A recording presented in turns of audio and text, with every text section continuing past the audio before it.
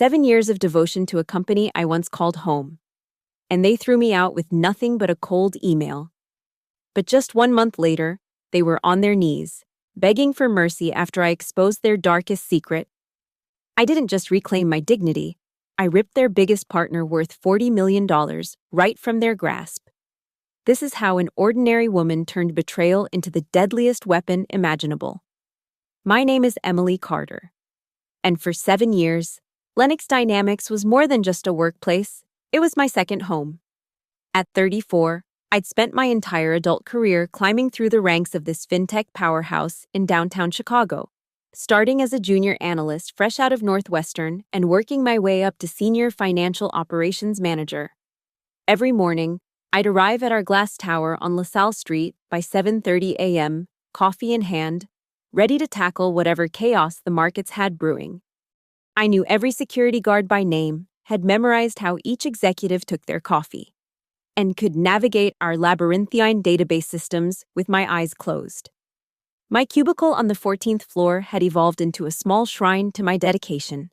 Awards for quarterly performance, photos from company retreats, a small succulent named Fred that had somehow survived 5 Chicago winters. I wasn't the type to seek spotlight or play politics. While others networked at happy hours and golf outings, I let my work speak for itself.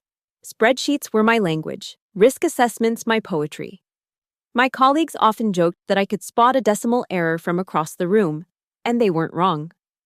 This meticulousness had earned me respect, or so I thought. But even in my bubble of productivity, I couldn't ignore the warning signs, the whispered conversations that stopped when I entered the break room, the way certain managers always seemed to get prime projects despite mediocre performance, the informal boys' club meetings at the steakhouse down the street where real decisions were made, meetings I was never invited to despite my seniority. There was Mark Ellison, our newly appointed Chief Operations Officer, who joined 2 years ago from a competitor with promises of revolutionary changes. He had that typical executive look, silver fox hair, $1,000 suits, and a smile that never quite reached his eyes. From day one, he'd viewed me as a threat, not because I challenged him openly, but because I had something he couldn't buy or schmooze his way into: institutional knowledge and genuine respect from the rank and file. I remember the exact moment our relationship soured. During a board presentation about quarterly projections, I'd quietly corrected an error in his calculations, a $30 million discrepancy he'd somehow overlooked. Instead of gratitude, I received a look of pure venom. From that day forward, every interaction felt like navigating a minefield. Still, I believed in the system. I believed that hard work and integrity would prevail. When colleagues complained about favoritism, I'd respond with naive optimism. Just focus on your work. Excellence always wins in the end. When my friend Sarah from accounting warned me about rumors of downsizing in our department, I brushed it off. They need me, I'd said with misplaced confidence. I've been here longer than most of the management team. The truth was, Lennox Dynamics had become part of my identity. My 60-hour weeks weren't just about the paycheck, though as a single woman with a mortgage and aging parents in Milwaukee, that certainly mattered. It was about belonging to something bigger, contributing to something meaningful. Every successful audit, every streamlined process, every crisis averted felt like adding a brick to a monument I was helping build. How pathetically wrong I was. In the corporate world, loyalty is a one-way street. And I was about to learn that lesson in the cruelest way possible. The email arrived at 4:47 p.m. on a Tuesday. I remember because I was in the middle of finalizing the monthly compliance report, the one nobody else had the patience to complete properly. The subject line was deliberately vague. Organizational update. Action required.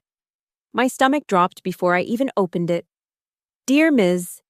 Carter, due to strategic restructuring initiatives, your position has been eliminated effective immediately. Please report to Human Resources to complete your exit procedures. Your access to company systems will be terminated at 5:09 p.m. today. Strategic restructuring, the corporate euphemism for "we want you gone." No warning, no performance review, no opportunity to transition my projects. 7 years condensed into 3 cold sentences. I read it twice, then 3 times, certain I was misunderstanding something. Around me, the office hummed with normal activity, keyboards clicking, phones ringing, the coffee maker gurgling its 5 p.m. refill. Nobody else seemed to notice that my world had just imploded.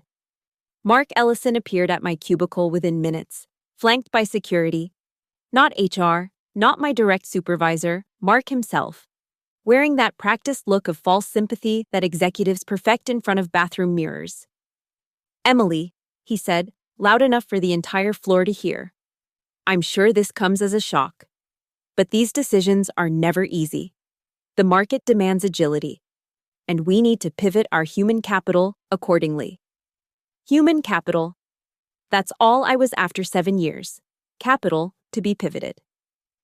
"You have 15 minutes to collect your personal belongings," he continued, gesturing to the cardboard box the security guard was holding. "Company property remains here, of course." The walk to my desk felt like a funeral procession. Colleagues I'd worked with for years suddenly found their screens fascinating, avoiding eye contact like unemployment might be contagious. Only Sarah had the courage to mouth, "I'm sorry," from across the room, tears in her eyes. 15 minutes to pack up 7 years. I moved mechanically, dropping Fred the succulent into the box first. He deserved better than this place. The photos came next, then my personal notebooks, my favorite pen, the stress ball shaped like earth that I'd squeezed through countless deadline crunches. Each item felt heavier than the last. "The laptop stays," Mark said when I reached for my bag. "And the phone. I have personal files. Nothing on company equipment is personal. Ms. Carter, you should know that."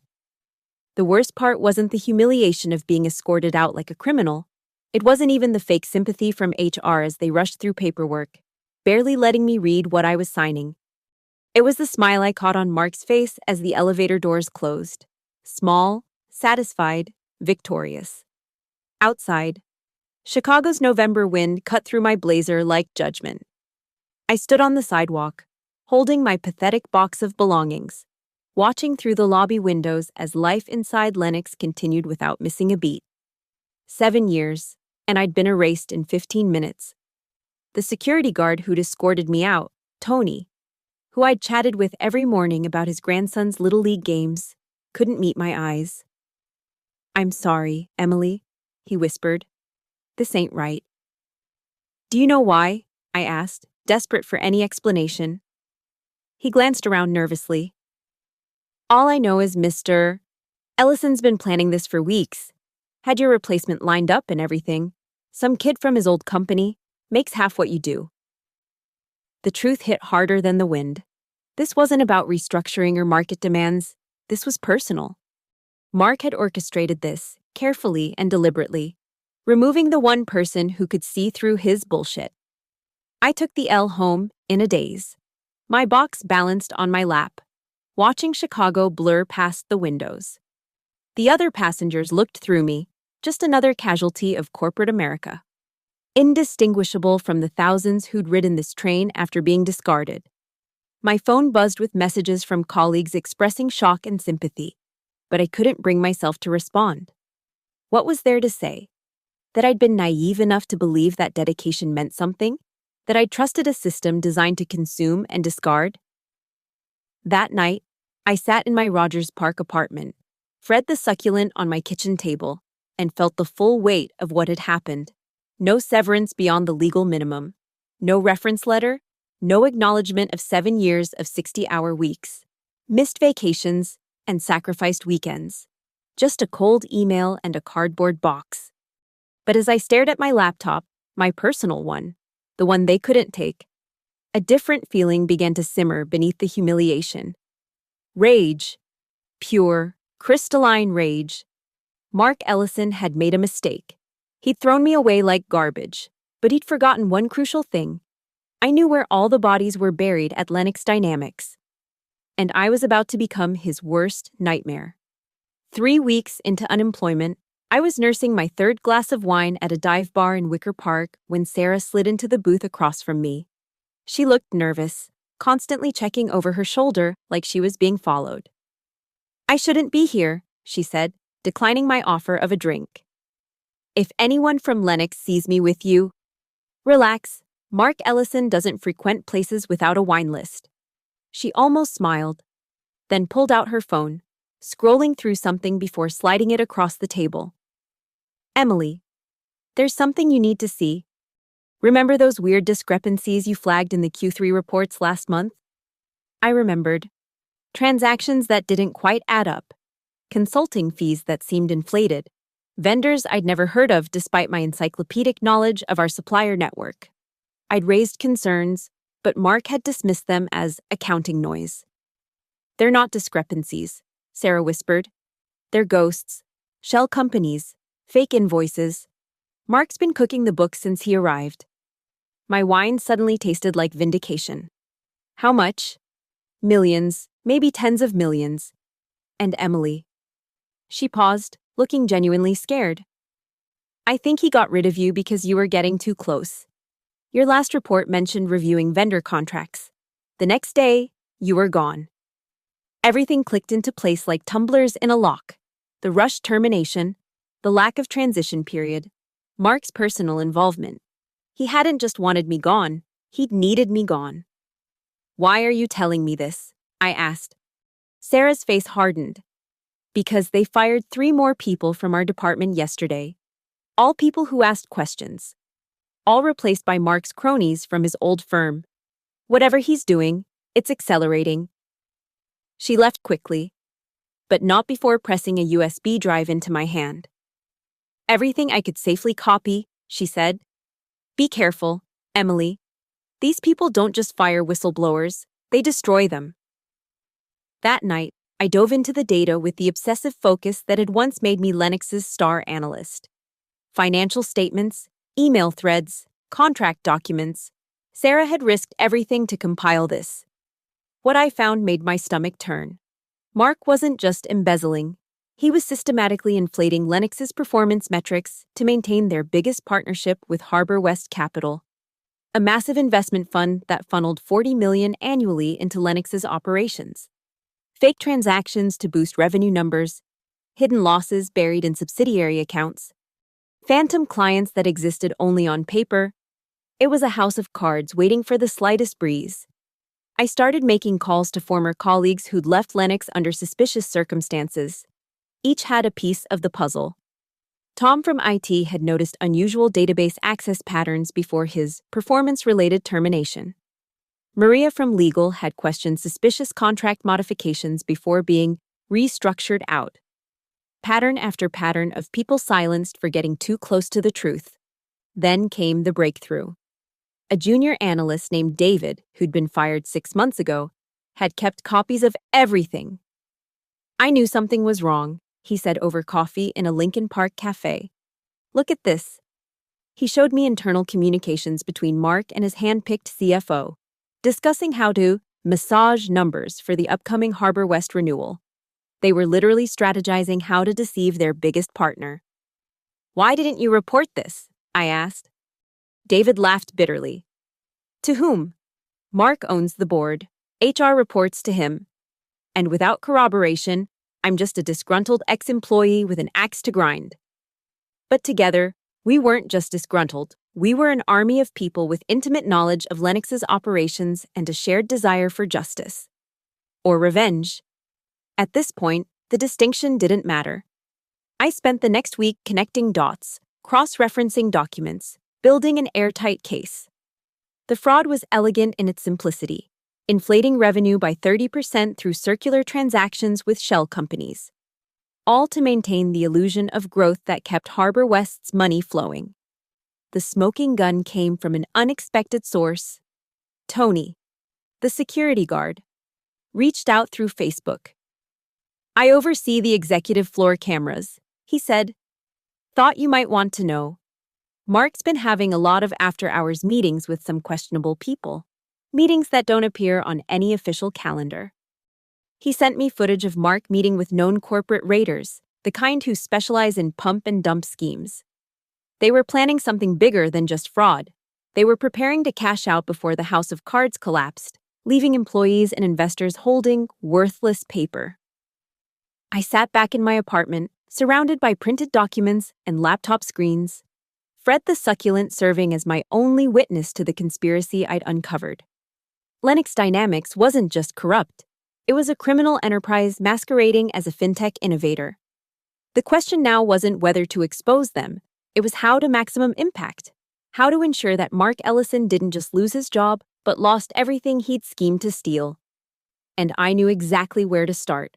Harbor West Capital. The evidence was damning, but evidence alone wasn't enough.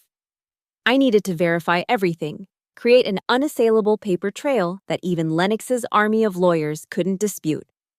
This meant going deeper, darker, into the belly of the beast.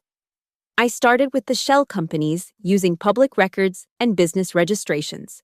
I traced each one back to its origin. They all led to the same place, a law firm in Delaware known for creating corporate facades. The signatures on the incorporation documents? Mark Ellison's personal attorney. But the real revelation came when I analyzed the timing.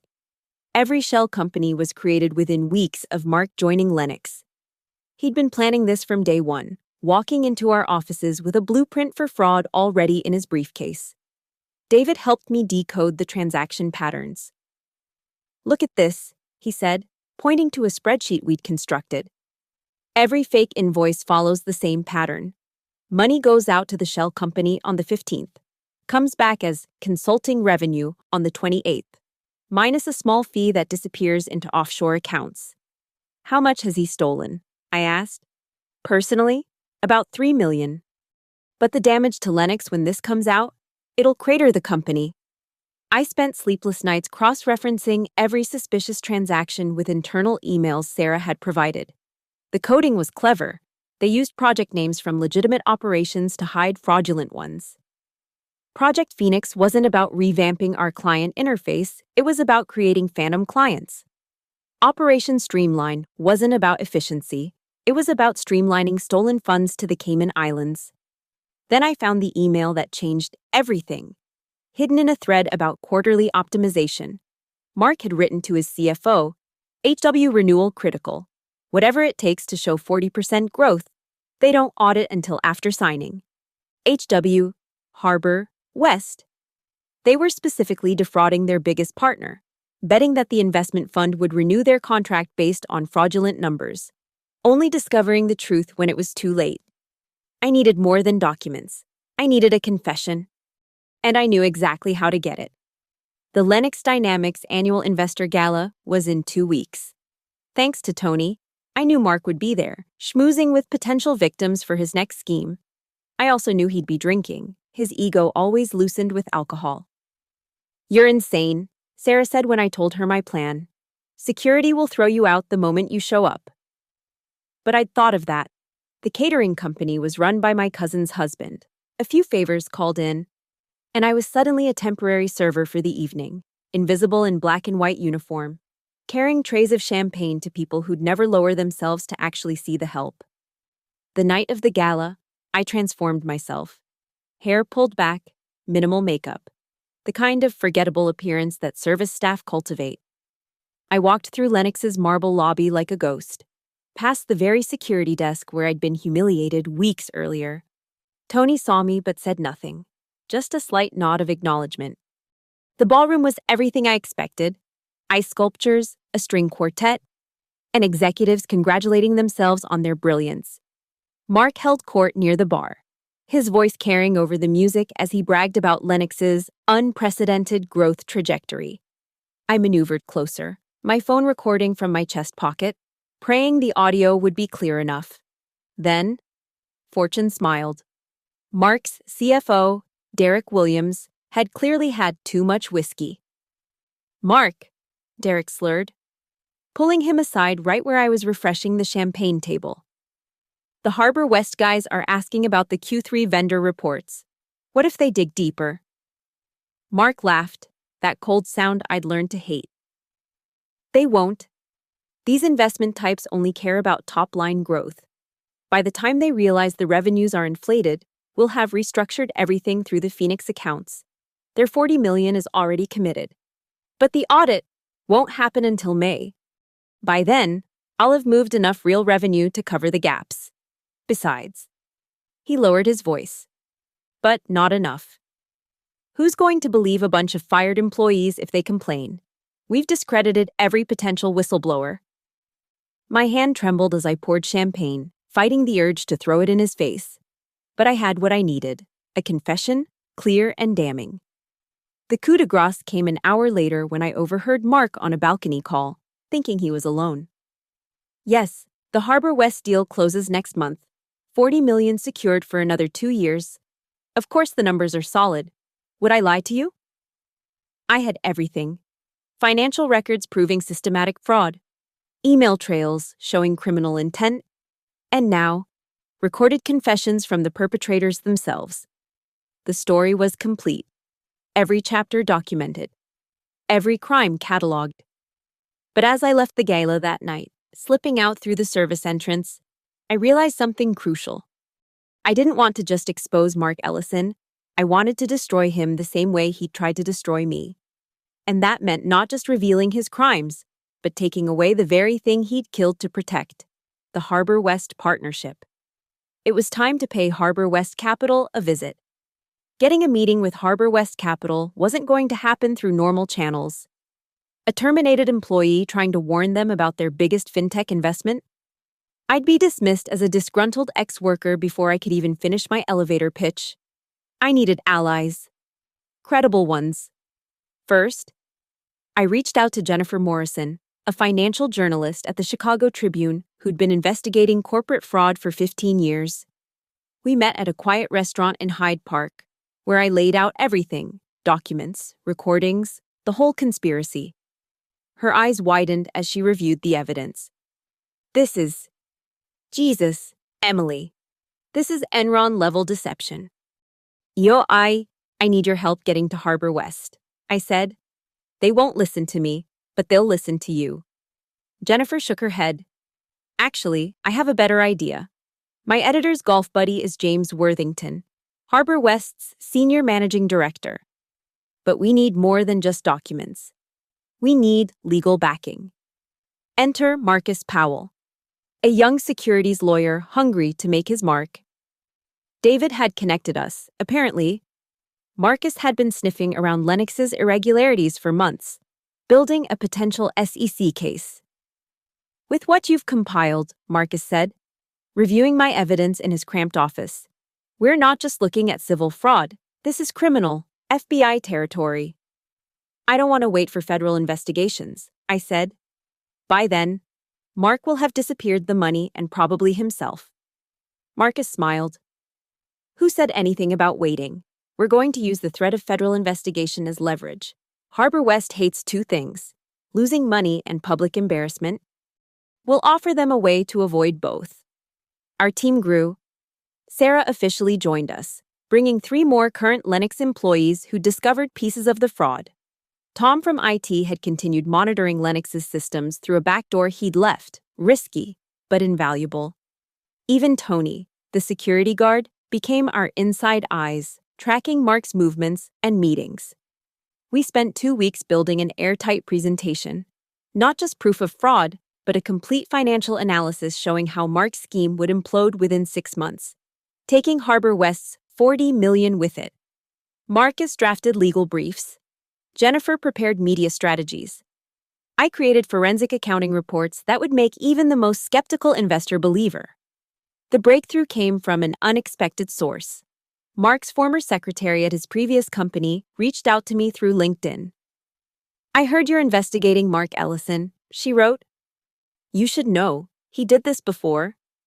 She sent me documents from his previous employer showing a similar pattern of fraud, though smaller in scale.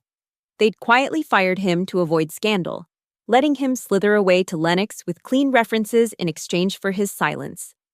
This was pattern behavior, not a one-time crime. We need to move fast, Tom warned during one of our clandestine meetings. I've seen queries in the system.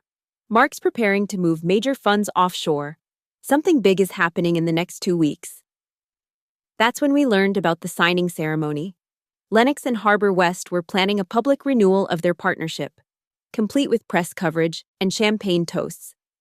$40 million for 2 more years, signed in front of cameras to boost both companies' stock prices. That's our deadline, I said. We intercept before the signing. Jennifer worked her magic. Through her editor's connection, she secured us a meeting with James Worthington himself, though he didn't know the full agenda. The official reason was investigating fintech innovation in Chicago. The real reason would become clear soon enough. We also needed someone still inside Lennox to execute a crucial part of the plan. Sarah volunteered, despite the risk. "I'm tired of being afraid," she said. "Besides, I've been documenting everything on company servers. If they fire me, I'm taking copies of everything with me." Marcus added another dimension to our strategy. "I've been in touch with the SEC. Unofficially, of course. They're very interested but need concrete proof of intent to defraud investors. That recording from the gala? It's gold. But we need something current, something that shows ongoing criminal activity." That's when I proposed the riskiest part of our plan. We need to bait Mark into one final, undeniable act of fraud. Something so blatant that even his silver tongue can't explain it away. "How?" David asked. I smiled for the first time in weeks. "We're going to make him think Harbor West is doubling their investment. Watch how fast he creates fake revenues to justify it." The plan was complex, requiring perfect timing and coordination. Sarah would plant false intelligence about Harbor West's intentions. Tom would monitor Mark's digital response. Tony would document any off-the-books meetings. Jennifer would prepare her story for simultaneous release. Marcus would have federal agents on standby. And I would deliver the killing blow directly to Harbor West's leadership, 48 hours before they signed away $40 million to criminals. "You realize," Marcus said as we finalized preparations, "if this fails, Mark will destroy all of us. Lawsuits, blacklisting, maybe worse." I thought of that cold email, that cardboard box, that smirk as the elevator doors closed. He already tried to destroy me. Now it's my turn. The chess pieces were in position. The board was set. In 5 days, Mark Ellison would walk into that signing ceremony expecting triumph. Instead, he'd find his empire collapsing around him, courtesy of the woman he'd thrown away like garbage. The war room was my apartment. Laptops, documents, and empty coffee cups covered every surface. 48 hours until the signing ceremony, and everything had to execute flawlessly. Sarah's text came at 9 a.m. "Bait taken. Mark just called emergency meeting about Harbor West expansion opportunity." Perfect. She'd planted the false memo suggesting Harbor West was considering doubling their investment if Lennox could show 60% growth in the next quarter. An impossible target without massive fraud. Tom's monitoring confirmed what we expected. "He's going crazy on the system," he reported via encrypted message. "Creating new shell companies as we speak. Just watched him fabricate $3 million in fake transactions in the past hour." Meanwhile, I sat across from James Worthington in Harbor West's boardroom, Jennifer beside me, Marcus on speakerphone with SEC officials listening in. Worthington had started the meeting skeptical, his expression suggesting he thought we were wasting his time. That changed when I opened my laptop. "Mr. Worthington, what I'm about to show you will determine whether Harbor West loses $40 million in the next 48 hours. I walked him through everything. The shell companies, the circular transactions, the inflated revenues. His face grew paler with each slide. When I played the recording from the gala, Mark laughing about deceiving Harbor West, Worthington's pale turned to fury. "This can't be real," he said, though his voice suggested he knew it was. "It gets worse," Jennifer added, sliding her prepared article across the table. "This goes to print in 48 hours, right after your signing ceremony. Unless..." "Unless what?" Worthington's voice was sharp. "Unless Harbor West acts first," I said. "Pull out now, publicly, citing discovered irregularities. You become the vigilant investor who caught fraud. not the fool who fell for it. Marcus chimed in from the speaker.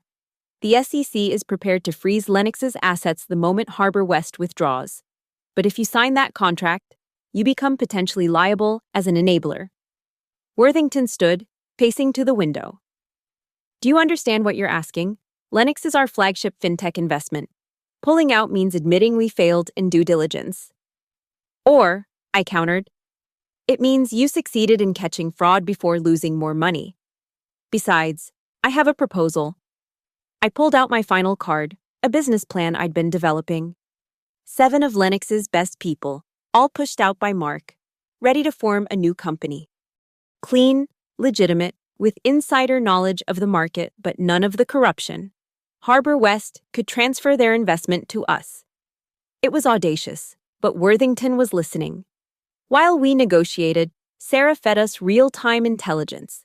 Mark was in overdrive, creating an entirely fictional subsidiary with $20 million in fabricated revenue. He'd even scheduled a conference call with Harbor West for tomorrow, planning to present these lies as growth justification. He's getting sloppy, Tom observed. The fraud is so obvious now, a first-year auditor could spot it. That's when things accelerated. Worthington called an emergency board meeting. Within hours, Harbor West's legal team was dissecting our evidence. By evening, they'd made their decision. We're pulling out, Worthington told me via phone, but not quietly.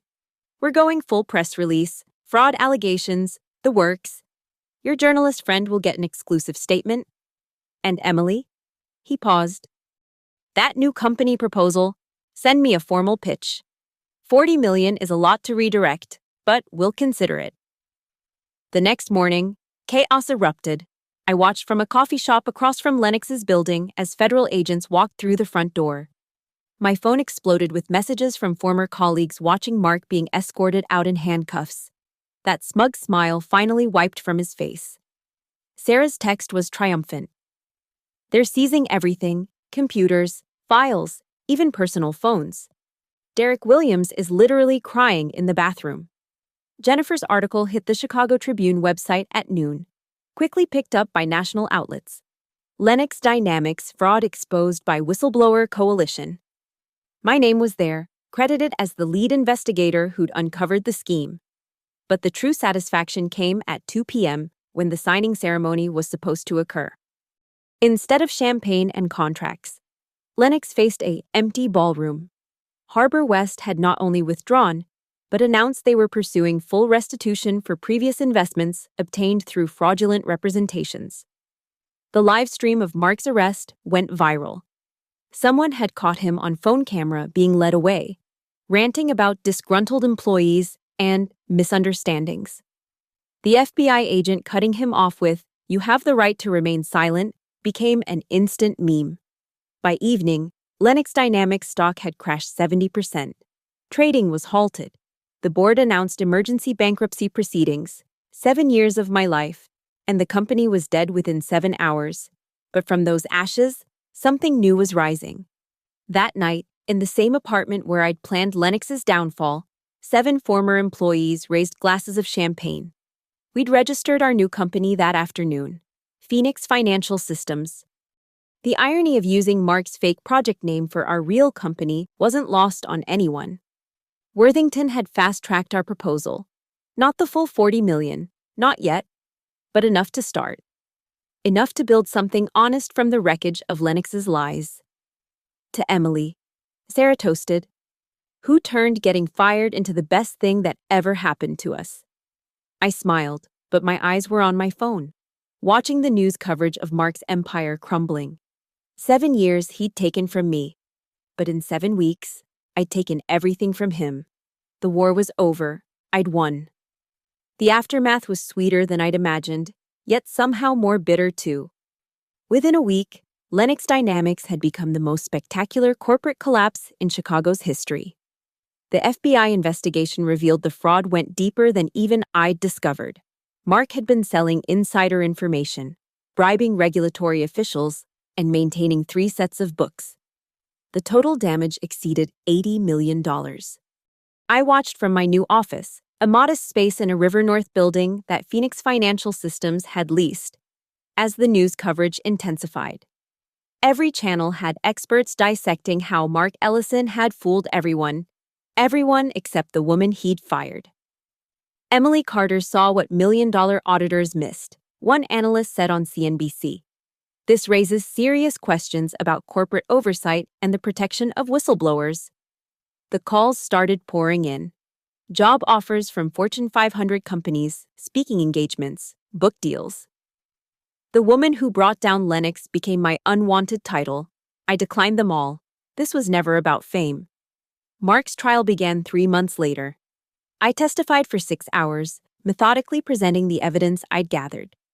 He sat there in his orange jumpsuit, that expensive silver hair now gray at the roots, his designer stubble replaced by an unkempt beard. When our eyes met, I saw something I'd never seen before. Fear. "Ms. Carter," his lawyer tried to attack my credibility. "Isn't it true you began this investigation out of personal vendetta?" "Yes," I said simply. "He destroyed my career out of greed. I destroyed his with the truth. The difference is, I have evidence." The courtroom erupted. The judge called for order. Mark's lawyer had no follow-up questions. He got 15 years federal prison, plus millions in restitution he'd never be able to pay. Derek Williams got 7 years. 16 other executives received various sentences. Lennox Dynamics dissolved completely. Its legitimate assets bought for pennies by competitors. But the real victory came 6 months later. Phoenix Financial Systems had grown to 50 employees, all hired based on merit, not connections. We'd secured not just Harbor West's redirected investment, but 3 other major clients who appreciated our transparency-first approach. The $40 million partnership I'd stolen from Lennox, we'd earned it legitimately. Sarah became our chief compliance officer. No one would ever cook books on her watch. Tom ran our IT security with paranoid perfection. Even Tony joined us as head of physical security, finally getting the respect he deserved. The irony wasn't lost on me. I'd spent 7 years helping build Lennox into something significant, only to have them discard me. Now, in less than a year, I'd built something better from their ruins. Every client Lennox lost. We pursued. Every talented employee they'd mistreated. We recruited. We became the anti-Lennox, successful precisely because we were everything they weren't. One evening, I stood in my new corner office, CEO of a company worth $70 million and growing. The Chicago skyline glittered before me, Lennox's former building visible in the distance, now bearing a "For Lease" sign. Fred the succulent sat on my desk, thriving in his new environment. Jennifer had published her book about the scandal. Marcus had been promoted to lead the SEC's new corporate fraud division. Everyone who'd stood with me had risen. Everyone who'd stood with Mark had fallen. My phone buzzed with a notification from the federal prison email system. Mark had sent a message through his lawyer. "I underestimated you. That was my biggest mistake." I deleted it without responding. He still didn't get it. Underestimating me wasn't his biggest mistake. Corruption was. But understanding that would require integrity he'd never possessed. A knock on my door interrupted my thoughts. Sarah entered with champagne and our latest financial report. "We just closed the Hartman Group deal," she announced. "That's another $15 million in managed assets. At this rate, we'll surpass Lennox's peak valuation within 2 years." We toasted, but my smile was tinged with exhaustion. The truth was, revenge had consumed me for months. I'd won everything I'd wanted: justice, vindication, success. Mark was in prison. I was rich. Phoenix was thriving, yet standing there, champagne in hand. I felt oddly empty. Not regretful. I'd do it all again. But revenge, even justified, leaves scars on the victor too. I'd transformed myself into a weapon to destroy Mark Ellison, and weapons aren't easily returned to being just people. "You know what the best revenge really is?" Sarah asked, seeming to read my mood. "What?" "Living well. Building something that matters. Being everything they said we couldn't be." She was right. I'd taken their 40 million partner. I'd destroyed their empire. I'd sent them to prison. But the greatest revenge wasn't in what I'd torn down. It was in what I'd built from the wreckage. Phoenix Financial Systems would outlive us all.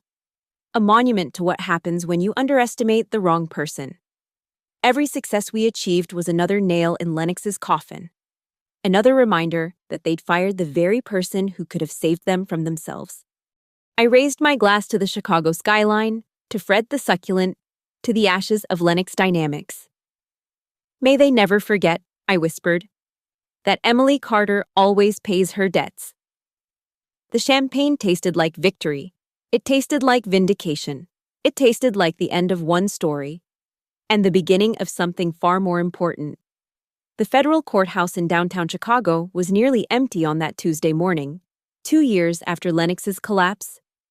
I sat alone in the back row, watching Mark Ellison's appeal hearing. His lawyer argued for sentence reduction, citing his client's previous contributions to the financial sector and momentary lapse in judgment. Momentary.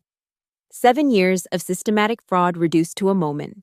The judge denied the appeal in less than 10 minutes. As guards led Mark away, he turned and saw me. For a second, our eyes locked. He looked older, broken. A shadow of the silver-tongued executive who'd once ruled from his glass tower. His lips moved, forming words I couldn't hear. Then he was gone. Back to his cell for 13 more years. I walked out into the bright Chicago morning, my heels clicking on the courthouse steps. My phone buzzed with messages. Phoenix had just announced our acquisition of 3 more major clients, pushing our valuation past $100 million. We'd officially surpassed Lennox's highest peak. But I didn't feel like celebrating. That afternoon, I called an all-hands meeting at Phoenix. Standing before my employees, many of them Lennox refugees like myself, I made an announcement. I'm stepping down as CEO. The room erupted in shocked protests. Sarah looked like I'd slapped her. Tom's mouth hung open. I'm not leaving, I clarified. I'll remain as chairman, but Sarah will take over daily operations. She's earned it. You've all earned it. The truth was simple. I'd built Phoenix on revenge, but it couldn't grow on that foundation. Sarah had vision beyond vendetta. Tom had innovation beyond retaliation. They could build something pure, untainted by the anger that still burned in my chest every time I passed Lennox's old building. Emily. Sarah pulled me aside after the meeting. You won. You don't have to punish yourself. I'm not, I said, and meant it. I lost 7 years building someone else's criminal empire. Then I spent 2 years destroying it.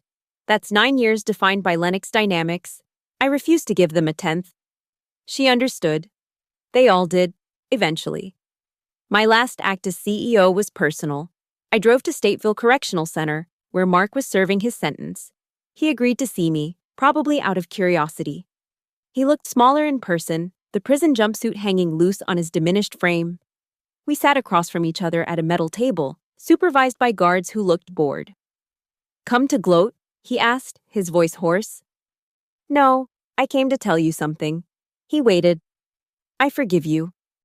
The words hung between us like a challenge. His face cycled through confusion, suspicion, and finally, something like pain. I don't need your forgiveness, he spat. I know. That's not why I'm giving it. I forgive you because holding on to hate is like drinking poison and expecting the other person to die. I've drunk enough poison for one lifetime. I stood to leave, but his voice stopped me. Emily. I turned. I destroyed a lot of people. You're the only one who fought back. No, I corrected him. I'm the only one who won. Outside the prison, I sat in my car for a long moment. Then I took out my phone and deleted everything. Every document, every recording, every piece of evidence from the Lennox investigation. I kept only one thing. A photo of Fred the Succulent on my desk at Phoenix, thriving in his new pot. The next morning, I started my new role as chairman. Less hands-on, more strategic. I had time now to mentor young analysts, to serve on boards fighting corporate corruption, to write the book Jennifer had been begging me to author. Not about revenge, but about resilience. Phoenix Financial Systems continued to grow, eventually managing $500 million in assets. We became the gold standard for ethical financial services in Chicago. Every success story published about us mentioned our origins, rising from Lennox's ashes. But that history no longer defined us. Mark Ellison served his full 15 years. By the time he got out, Phoenix was a billion-dollar company. And I was retired, teaching business ethics at Northwestern. I never saw him again, never thought about him except when young students asked about the importance of standing up to corporate corruption. Professor Carter, one student asked, was destroying Lennox worth losing 7 years of your life? I thought of Fred, still alive on my windowsill at home, 15 years old and thriving. I thought of Sarah, now CEO of one of the most respected financial firms in the country. I thought of the $40 million that had been destined for criminals' pockets, now funding legitimate innovations and honest businesses. I didn't lose 7 years, I told the student. I invested them. The return just took longer than expected. The class laughed. I smiled, remembering the woman who'd stood on a sidewalk with a cardboard box, watching her world crumble. She'd thought it was an ending. She'd been wrong. It was the beginning of everything. I'd lost 7 years believing in a lie. But it took only months to destroy that lie. And in the end, I didn't just take their $40 million partner, I took their future and built my own empire from their ashes. Some would call it revenge. I call it justice. Some would call it cruel. I call it necessary. I am Emily Carter. I was fired after 7 years of loyalty. I uncovered their scandal. I took their partner. And I'd do it again in a heartbeat. Because, sometimes, the best revenge isn't just living well, it's ensuring the people who wronged you never forget the price of their betrayal. Thank you so much for listening to this story. If you made it this far, I'd love to know where in the world you're listening from. Drop a comment below and let's connect. Please subscribe to the channel for more stories like this and share your thoughts about Emily's journey. Did she go too far, or did Mark get exactly what he deserved? Let me know what you think.